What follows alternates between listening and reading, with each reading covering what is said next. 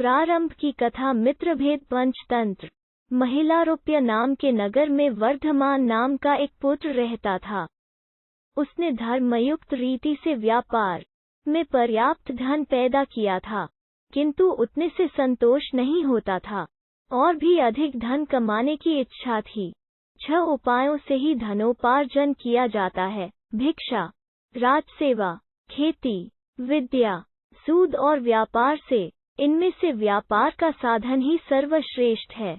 व्यापार के भी अनेक प्रकार हैं।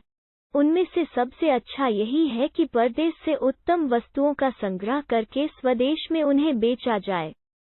यही सोचकर वर्धमान ने अपने नगर से बाहर जाने का संकल्प किया। मथुरा जाने वाले मार्ग के लिए उसने अपना रथ तैयार करवाया। रथ में 2 सुंदर सुदृढ़ बैल लगवाए। उनके नाम थे संजीवक और नंदक। वर्धमान का रथ जब यमुना के किनारे पहुंचा तो संजीवक नाम का बैल नदी तट की दलदल में फंस गया। वहां से निकलने की चेष्टा में उसका एक पैर भी टूट गया। वर्धमान को यह देखकर बड़ा दुख हुआ। 3 रात उसने बैल के स्वस्थ होने की प्रतीक्षा की। बाद में उसके सारथी ने कहा कि इस वन में अनेक हिंसक जंतु रहते हैं, यहाँ उनसे बचाव का कोई उपाय नहीं है। संजीवक के अच्छा होने में बहुत दिन लग जाएंगे। इतने दिन यहाँ रहकर प्राणों का संकट नहीं उठाया जा सकता।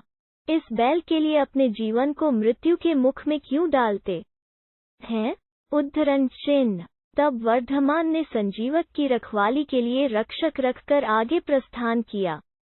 रक्षकों ने भी जब देखा कि जंगल अनेक शेर बाघ चीतों से भरा पड़ा है तो वे भी 2-1 दिन बाद ही वहां से प्राण बचाकर भागे और वर्धमान के सामने यह झूठ बोल दिया, स्वामी, संजीवक तो मर गया, हमने उसका दाह संस्कार कर दिया।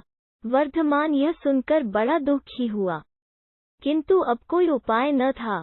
इधर संजीवक यमुना तट की शीतल वायु के सेवन से कुछ स्वस्थ हो गया था। किनारे की दूब का अग्रभाग पशुओं के लिए बहुत बलदायी होता है। उसे निरंतर खाने के बाद वो खूब मांसल और हृष्ट पुष्ट भी हो गया। दिन भर नदी के किनारों को सींगों से पाटना और मदमत होकर गरजते हुए किनारों की झाड़ियों में सींग उलझाकर खेलना ही उसका काम था। एक दिन उसी यमुना तट पर पिंगलक नाम का शेर पानी पीने आया। वहां उसने दूर से ही संजीवक की गंभीर हुंकार सुनी। उसे सुनकर वो भयभीत सा हो सिमटकर झाड़ियों में जा छिपा। शेर के साथ 2 गीदड़ भी थे, करटक और दमनक। ये दोनों सदा शेर के पीछे पीछे रहते थे।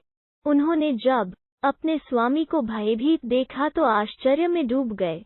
वन के स्वामी का इस तरह भयातुर होना सचमुच बड़े अचंभे की बात थी। आज तक पिंगलक कभी इस तरह भयभीत नहीं हुआ था। दमनक ने अपने साथी गीदड़ को कहा, करटक, विस्मयादिबोधक चिन्ह, हमारा स्वामी वन का राजा है, सब पशु उससे डरते हैं। आज वही इस तरह सिमटकर डरा सा बैठा है। प्यासा होकर भी वो पानी पीने के लिए यमुना तट तक जाकर लौट आया। इस डर का कारण क्या है? उद्धरण चिन्ह। करटक ने उत्तर दिया, दमनक, कारण कुछ भी हो, हमें क्या, दूसरों के काम में हस्तक्षेप करना ठीक नहीं। जो ऐसा करता है वो उसी बंदर की तरह तड़प तड़प कर मरता है, जिसने दूसरे के काम में कौतूहलवश व्यर्थ ही हस्तक्षेप किया था। दमनक ने पूछा, ये क्या बात कही तुमने? उद्धरण चिन्ह। करटक ने कहा, सुनो। उद्धरण